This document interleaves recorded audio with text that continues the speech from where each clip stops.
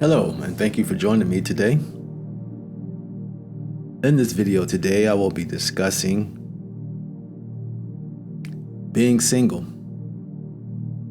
I've entitled this video, "Why Am I Single? A Unique Explanation." I say that it's a unique explanation because the theme of my channel is esoteric knowledge, divine wisdom, ancient philosophical knowledge that is pretty much dismissed as being relevant in this day and age. But I've dedicated this channel to showing how relevant it is and how important it is for us to always have a blueprint and go back to source for an understanding of how the universe works. I will be discussing relationship status, particularly why am I single? This is a unique explanation only because I'm approaching the topic from an esoteric, spiritual, ancient law perspective. Ancient law in terms of divine law, spiritual law, from which all things that we call real come from. I say call real because if the source produces the thing, then the only thing that's real is the source. Source is the substance. Science is now only coming into that fact, especially you see this in quantum physics, which is a recent science since 1940s, 1930s, quantum physics that is. They're beginning to accept the fact that what we call matter is not true substance, but this is not the topic of the video today. What I'd like to do is relate spiritual law, divine law, to our relationship status, that one of being single. Everything dealing with creation can be explained by the 7 natural laws. In my video entitled The Kabbalion, the first video I've done on this channel, I give an overview of natural law from the book, The Kabbalion, and I would advise anyone who is new to esoteric knowledge to look at that book first, though I'm trying to keep the terminology friendly to someone who's just coming into this knowledge. You may need to look at that book to get a deeper understanding of the topics and the material that I'm discussing. So, generally speaking, we are single due to 3 main factors. Thoughts are always first. Thoughts are cause. Everything else is effects. Our beliefs, which are born out of cause, and the emotions and feelings associated with that belief. This is, in general, why we experience what we experience in our life. But like I said, this video is dedicated to being single, or explaining why we might be single. Thoughts, beliefs, and emotions. Let's look at beliefs first. Many of us focus on the fact of being single as something negative. Some of us do, some of us don't. But it's always a choice. Being single is always a choice, not just in the sense that people approach us for relationships and we, for whatever reason, don't feel that person is suitable for us. But that's happened many times. Most of us can say that we've had the opportunity to be in a relationship, but we declined. And reasons that we declined will be highlighted in our checklist. Many of us, that checklist is very long. For some of us, it's very short. But the effect of being single is generally due to thoughts, beliefs, and the feelings associated with those beliefs. We feel as though we're rare. We may feel as though we're rare. We may feel as though we're unique, and that all the good men or women are either married, either gay, if you're heterosexual, or vice versa, in jail, in another country, We justify it in many different ways, but the feeling associated with being rare is that it's unlikely. It will be difficult to find that person, soulmate or choice mate or any mate. That feeling impresses upon the ethers, the subconscious mind, the heart. The subconscious mind is the gatekeeper that decides what we experience in our life, what's allowed to pass through the unlimited divine mind based on what we feel. So if there's something that we feel strong about, it passes through the subconscious on its way to the living mind, and based on that feeling, the intensity of that feeling, how much we think about that thing, determines what we experience in this life, what we manifest in this life. This is an ancient concept. Ancient. Goes way back. Nobody knows how old this material is. When we look at ourselves as rare, and we look at the possibility of finding a mate as rare, we produce that in our lives. We manifest that thought, that feeling. That's what we manifest. In all actuality, the truth is billions of potential mates in this world. If we accept that fact.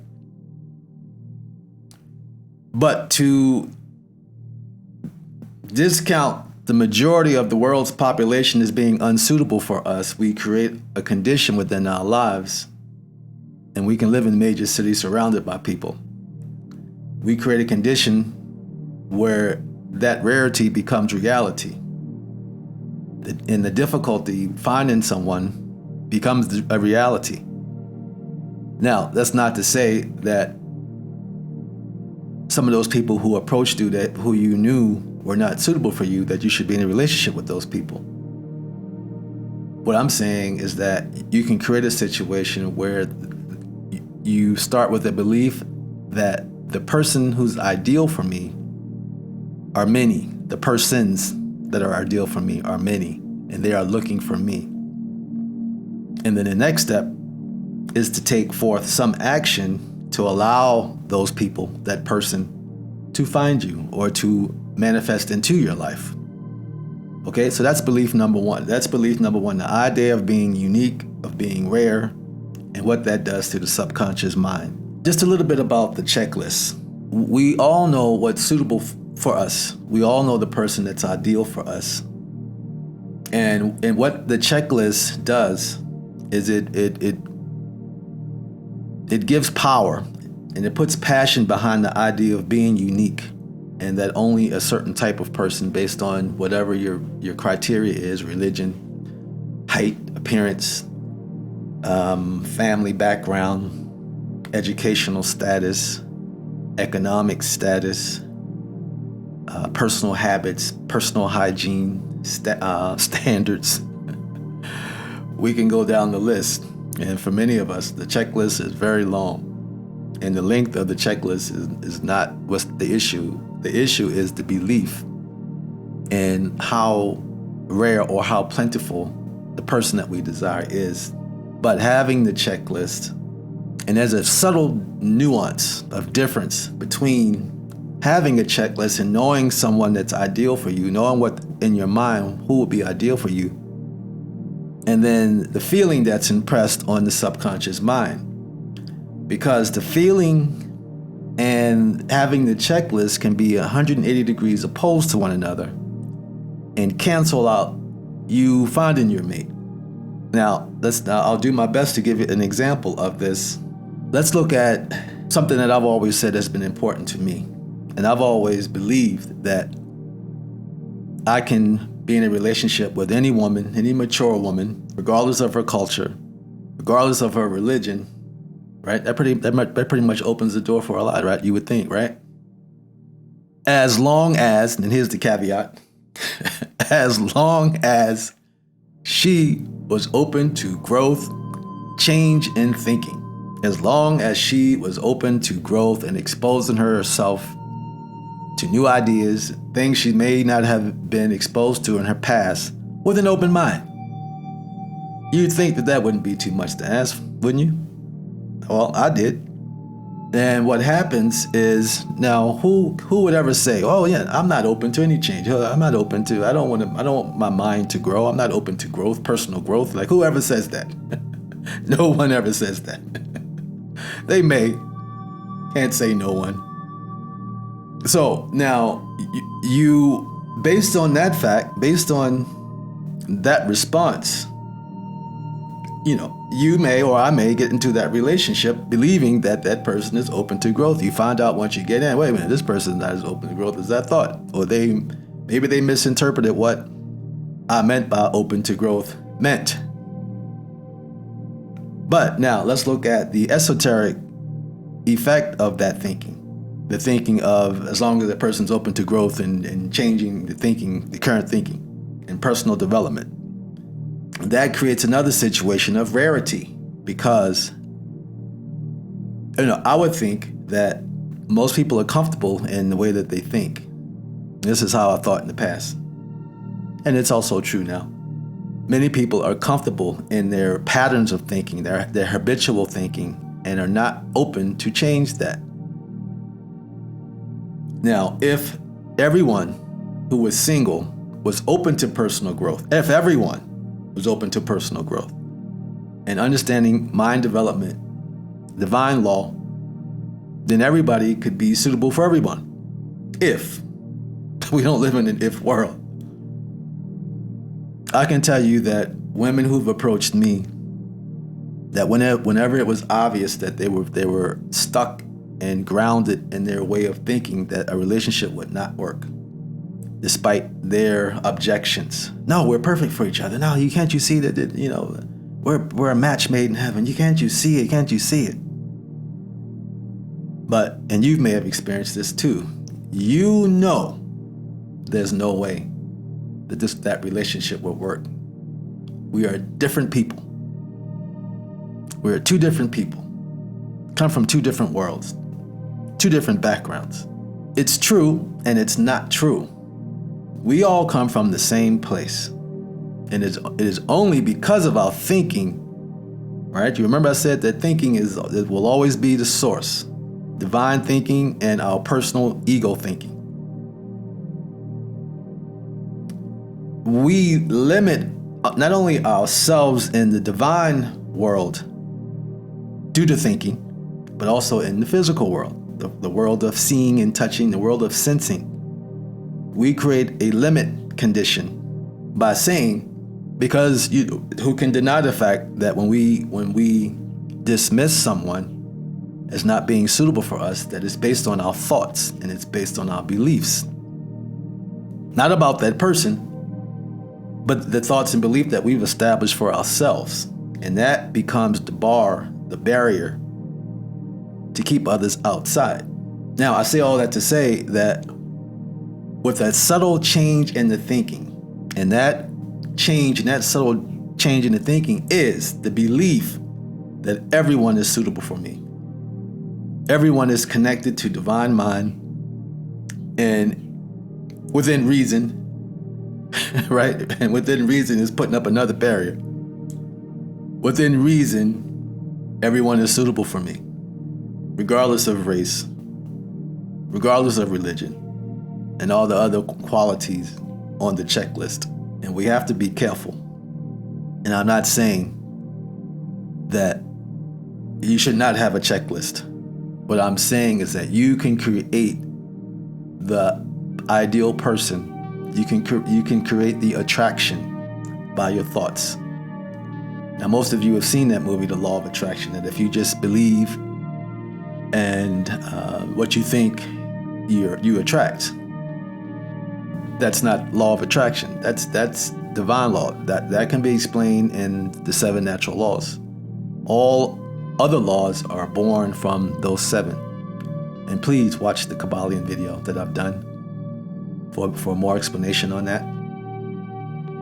We can create by our thoughts and feelings without limiting ourselves, without the mindset of not everyone is for me. Only thing that's necessary specifically, I'll tell you specifically what you do. This is what you do. or some variation of what you hear here and what you've learned elsewhere. But it essentially comes down to this, and I'm going to show you the nuance between the thinking. What should be done is imagining in the now the person that you desire, what that feels like. That should be the focus. What it feels like right now to be with the person you consider your ideal person. Now, what we do is we do that. We imagine the person that we want to be with, but we push that into the future. And everything that we push into the future stays in the future. Not only does that person stay in the future, but we have the mindset of that person being rare.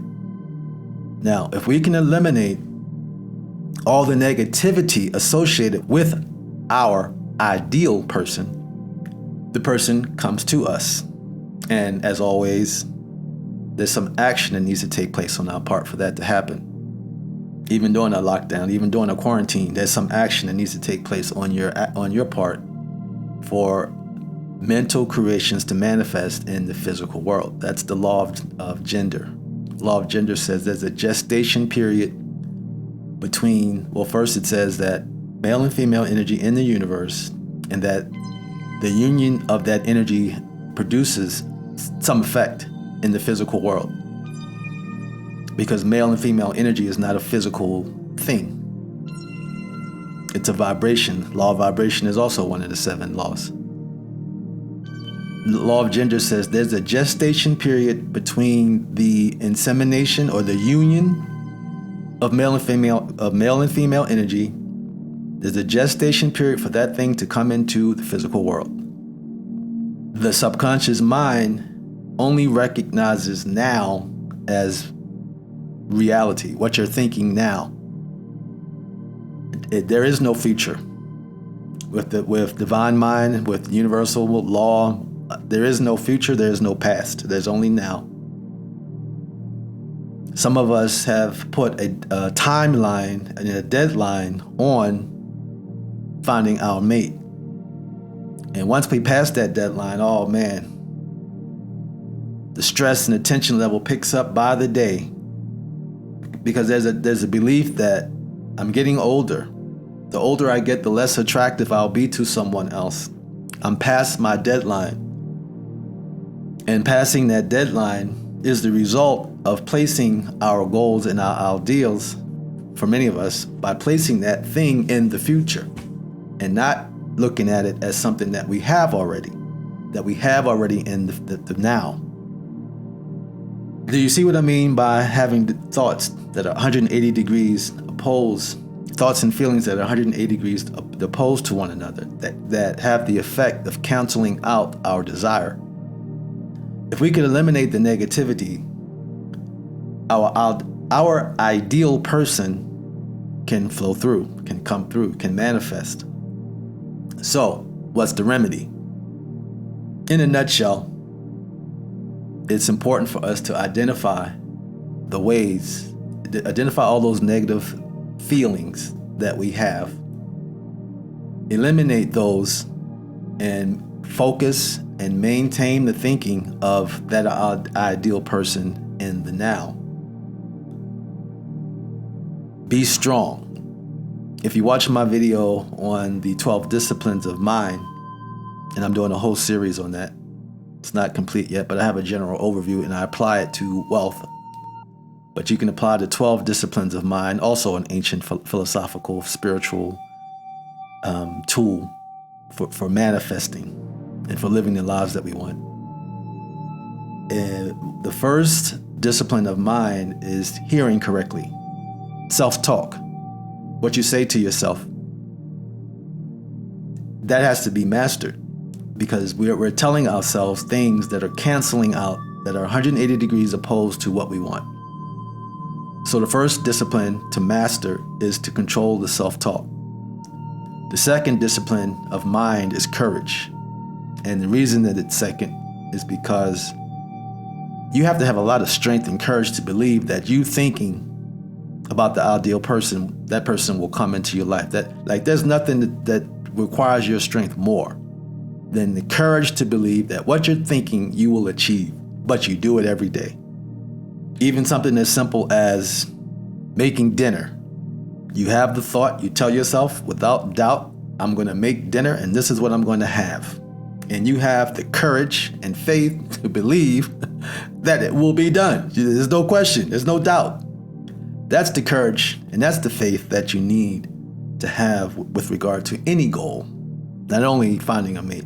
And if you've been studying manifesting from the gurus, and there are many of them, and I've learned a lot from all the manifesting gurus, right? If you're studying them, what I'm saying to you is not going to be new. You've heard it before. What I hope is that you have a different perspective of using it and able to apply it to your life in a way that you may not have done before.